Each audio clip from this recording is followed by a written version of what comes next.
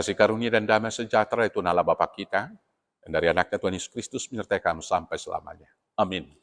Selamat pagi saudaraku, selamat berakhir pekan. Bila kita melakukan semua aktivitas hari ini untuk kemuliaan Tuhan, dipandu firman-Nya dari surat Rasul Paulus kepada jemaat di Roma pasal 1, ayat 20 demikian firman Tuhan.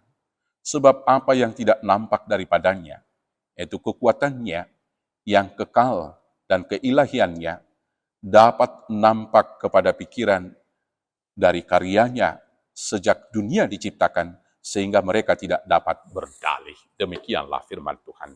Bapak Ibu Saudaraku yang terkasih dalam Yesus Kristus, kehidupan masa sekarang ini ditandai dengan semakin banyaknya dosa, semakin banyaknya kejahatan, semakin banyaknya modus-modus tipu daya daripada iblis. Pertanyaannya, apakah karena manusia sekarang ini tidak mengenal kebenaran? Apakah manusia sekarang ini tidak beragama? Dalam renungan kita kemarin, kita sudah mendengarkan bahwa negara kita negara yang religius. Negara kita, rakyatnya adalah orang-orang yang rajin beribadah. Tetapi kemudian kenapa mereka tidak mau? Atau rakyat negara kita ini tidak hidup di dalam kebenaran? Kenapa semakin banyak angka kejahatan? Kenapa semakin banyak angka perceraian?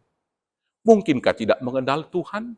Saudaraku, dengan pernyataan umumnya, dari karya ciptaannya dari sejak awal, Tuhan telah memperkenalkan dirinya dan manusia sudah menyadari itu. Ada kekuatan supranatural di luar dirinya. Dari firman-Nya yang diturunkan, yang disuarakan para nabinya, para hamba-hamba Tuhan, para pendeta, para sintua, dan semua pelayan gereja, umat juga mengetahui kebenaran itu. Dan dari bacaan-bacaan tentang kitab-kitab suci, tentu Tuhan juga mengetahui semua hal yang baik tersebut. Kalau demikian, apakah yang menyebabkan manusia kemudian melakukan banyak pelanggaran? Manusia lebih banyak berpusat kepada pikiran dan hidupnya sendiri, sehingga mereka merumuskan sendiri kebenaran itu.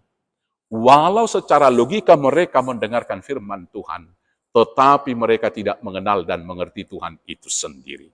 Saudara-saudaraku yang terkasih, dalam kesempatan ini Tuhan mengatakan bahwa Tuhan akan menghukum segala kefasikan yang demikian. Maka kalau kita sudah tahu jalan kebenaran, mari kita lakukan dan wujudkan itu dalam kehidupan kita, supaya kita tidak dihukum oleh Tuhan. Selamat hidup benar di dalam pengetahuan dan kebenaran yang sudah kita ketahui. Roh Kudus membimbing, Tuhan Yesus memberkati. Amin.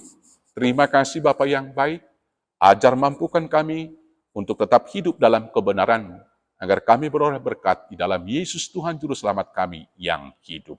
Amin. Selamat berakhir pekan, selamat bersaksi. Tuhan Yesus memberkati. Horas, horas, horas.